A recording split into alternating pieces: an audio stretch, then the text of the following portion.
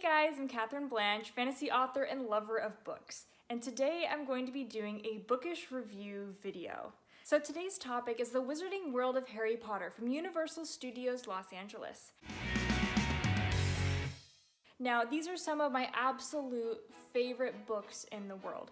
I really grew up with these books. They're very near and dear to my heart, and I was so excited back when I heard that they were opening their first theme parks related to Harry Potter. And I had never had a chance to go up until now, which was really heartbreaking for me because I used to live down in LA and I moved away the same week that it opened. But now I've been able to experience, and I wanted to share with you guys a little bit about this theme park. When you walk in, I mean, it's so exciting because it really does feel like you're stepping into the movies. You see everybody walking around and they're wearing their Hogwarts robes and they've got their wands and they're drinking butterbeer and you're standing right there next to Honeydukes and it's like, oh my gosh, I am in Harry Potter. That was just really special, especially like that first impression. You've got different rows of shops that you can walk down. You've got the Hogwarts Express right there. You have the Hogwarts Castle sitting up on this hill in like the background in the distance. And it looks really big. Like, I was kind of surprised because I heard it was small. Of course, when you walk around and you start realizing that there's not a whole lot after that once you get like to where Hogwarts is, it did kind of leave me wanting more. Like, there was only really 2 rides and 1 experience that you could do. Like, that's what I wanted to see. I didn't go to Universal to see really anything else except for this. So I started just to walk through all the different shops, and I didn't look up at first. I was just like looking at the merchandise, you know, kind of eye level. And then when you look up, I mean, then that's kind of really where the detail starts to shine through. Stacks of cauldrons and books and shelves and knickknacks. I mean, really, there was no surface that was left untouched. Attention to detail is like nothing else. So when it comes to the overall presentation and the detail and everything really involved in this theme park, from like looking at it with a design eye, it was just incredible. And compared to the rest of the park, I mean, everything was so spectacular there at Harry Potter World that when I started walking around in some of the other sections of the park, I was a little bit disappointed even, just because Harry Potter World was so well done. So let's talk about food. Now, when it comes to food, inside the actual Wizarding World of Harry Potter section of Universal, there's not a whole lot of food available. You can go to the 3 Broomsticks, which you'll remember from the books or from the movies, is like a restaurant, and so you can go there and sit down and eat and dine. The menu actually looked pretty good, and I'm vegetarian, so I'm kind of picky about my options, and they actually had vegetarian options on the menu, which I was super thrilled about. But I didn't end up eating there. I ended up eating just in the food court, and I really regretted it because it is quite expensive, and at that point, if I'm already paying a lot for food, I would have rather sat down and had a little bit of a nicer dinner there. And the options that they had on the menu at the 3 Broomsticks actually looked pretty nice. So if you guys keep wondering why I'm looking to the side, it's because I decided to let my dog stay out while I'm recording today, and she's very clingy. Oh, here she is. No, leave it, leave it, leave it. So one of the first things I did when I arrived there was to try the Butterbeer. And I had heard a lot about Butterbeer, a lot of people raving about it, and I didn't have too high expectations just because I don't like butterscotch, but I did like this. It was sort of like a slushie. It was like a butterscotch flavored slushie, but it was super, super sweet, and there's no way I could have finished the whole thing. Like, it was really good and super tasty, but I shared it with the friends that I was there with, and I'm glad I did because it just was too much. There's no way I could have finished it on my own. I know. This is gonna be difficult with you helping me, okay? I'm just letting you know that now. So after drinking the butterbeer, I kind of had my sugar intake for the day, so I didn't end up getting anything from Honeydukes. I kind of bummed about that. I should have at least bought a chocolate frog and taken that home to eat later, but they did have some pretty good looking sweets there, and so next time I'm definitely going to be picking some more stuff up.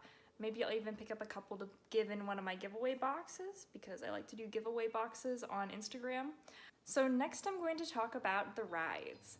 So there's only really 2 main rides there, and I was unfortunately there on a super crowded day.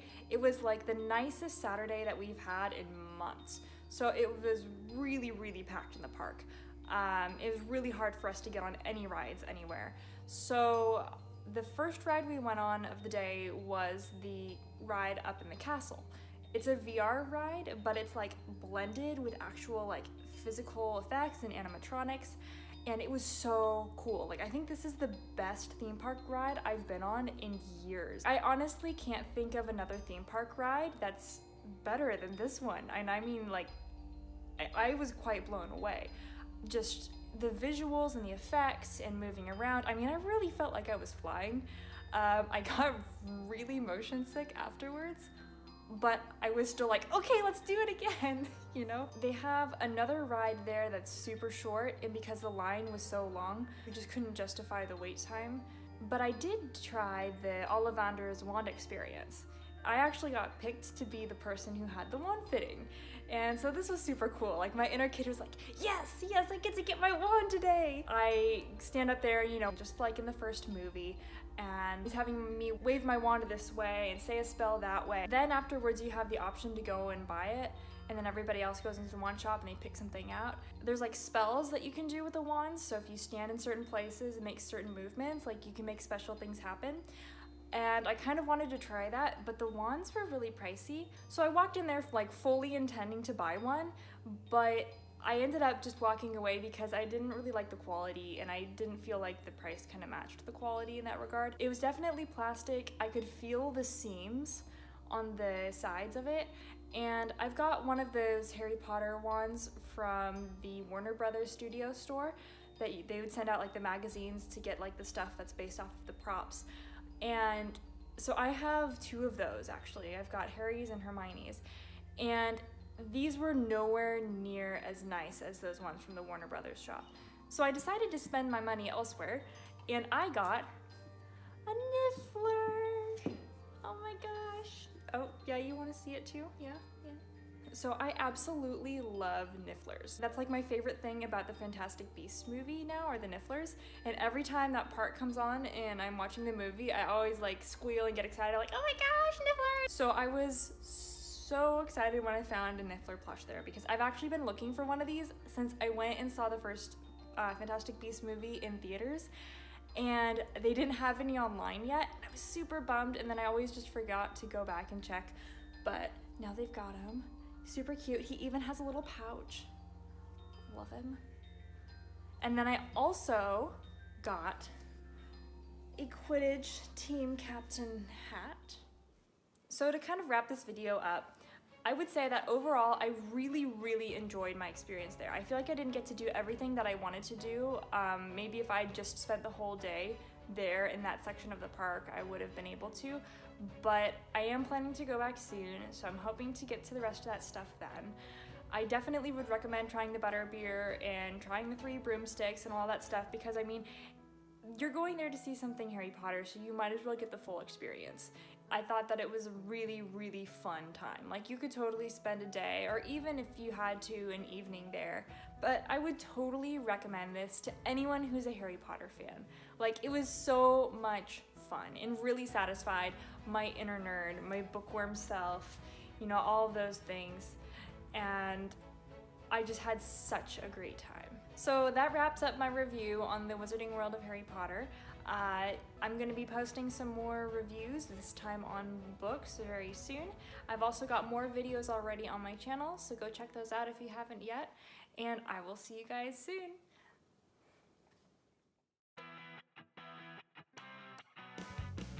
This is what I've been dealing with this whole video. I've got a very clingy dog down here. She loves cuddles. This is Florida. Say hi, Florida. Okay. I can't do this if you're helping me. I know you just want to help. I think you are the true star of this video today. And my shirt is covered in hair, and my pants are covered in dog snot and dog slobber. I know, they're presents from you.